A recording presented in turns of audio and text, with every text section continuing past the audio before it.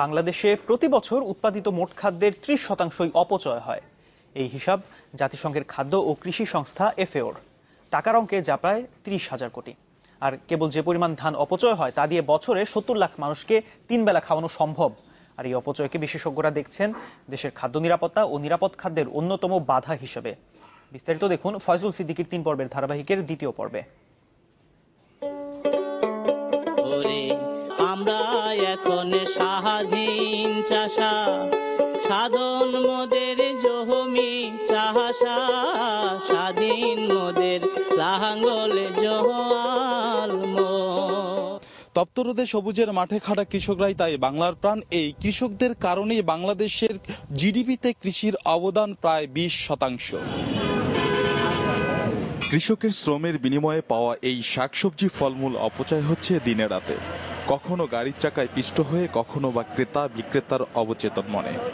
25 KG ধরেন 4 KG 5 KG পচা যায়। রেগুলার গাড়ি আসে তাহলে যেমন পচা পড়ে না। গাটমাট ক্লিয়ার থাকলে মনে করেন যে 5 ঘন্টায় ডিফারেন্স হয়ে যায় ফরিদপুরতে ঢাকা। বিন্দু বিন্দু আকারের এই অপচয় যে এক সাগর অতল তা দেখিয়ে দিলেন একদল গবেষক। বলছেন দেশে উৎপাদিত খাদ্যের 30% অপচয় হয় নানা কারণে। টাকার অঙ্কে যার পরিমাণ প্রায় 30,000 কোটি। স্টাডিতে দেখা গেছে এটা ফসল ভেদে এটা 10 থেকে 44% পর্যন্ত ওয়েস্টেজ হয়ে থাকে। যে ফার্টিলাইজার আজকে ব্যবহার করে দেখি তার প্রায় 100% আবার ইম্পোর্টেড, এবং এই আমদানিকৃত এক্সপেন্সিভ ফার্টিলাইজার যেখানে আমরা সরকার বছরে 6 থেকে 7,000 কোটি টাকা সাবসিডি দেয়, সেই উৎপাদিত ফসলটা যখন নষ্ট হয়ে যায়, এই নষ্টটা আসলে আমরা মনে করি কাম্য নয়। খাদ্য ও কৃষি সংস্থার তত্ত্বাবধানে করা এই গবেষণার বিষয় ছিল ধান, গম, ভুট্টা, শাকসবজি, ফলমূল, মাছ, মাংস ও দুধের অপচয়। তেল ও ডাল জাতীয় শস্যের উৎপাদন বছরে 8.5 লাখ টন, যার অপচয় হয় 20%। সবজি ও ফলমূলের উৎপাদন 110 লাখ টন হলেও এর অর্ধেকই অপচয় হচ্ছে। মাছের উৎপাদন 34 লাখ টন হলেও অপচয় হচ্ছে 12.5%। মাংসের উৎপাদন প্রায় 36 লাখ টন হলেও 20%ই নানা কারণে অপচয় হয়। আর প্রায় 51 লাখ টন উৎপাদিত দুধের 20%ই অপচয় হচ্ছে।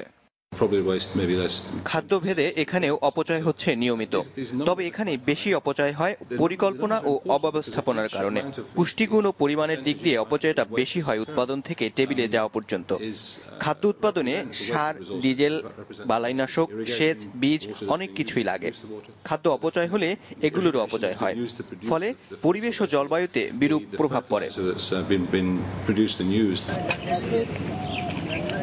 দেশের খাদ্য নিরাপত্তা ও নিরাপদ খাদ্য নিশ্চিতের জন্য যে কোনো মূল্যে এই অপচয়কে সহনীয় পর্যায়ে আনতে তাগিদ দিলেন FAO-র শীর্ষ এই কর্মকর্তা। ফয়জুল সিদ্দিকী, চ্যানেল 24, নরসিংদী।